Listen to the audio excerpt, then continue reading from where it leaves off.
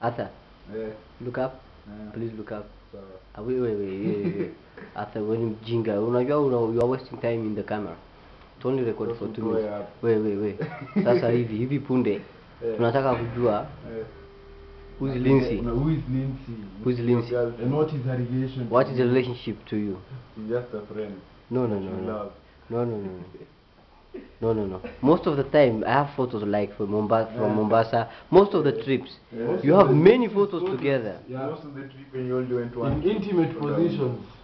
No. We have geography trips like 4 of them, and Mombasa one, and some other trips like, and in all the trips, you have all the photos like. All the glimpses trips which you used to take to go behind the swimming pool. You used to take her behind the swimming pool. They used to call them trips. Don't forget to include those ones. And they used to happen thrice a week. Twice a week? Arthur, seriously? That's why Lindsay used to commute and Arthur commuting. No one used to use a van. No one used to wait for her until 5:30 in the library. Lindsay is not reading. Because if she was reading with them, then she wouldn't have been stupid. Yeah, and she only knows raising this stuff over here. Yeah, the way she's short. Yeah. Arthur, so, I think you are caught red-handed. Huh? If you take her behind the swimming pool, in the way the swimming pool, the boys, the changing rooms. This lens is bad.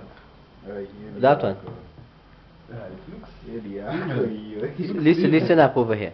The swimming pool there at Aga Khan High School, the boys and the girls changing room are almost open.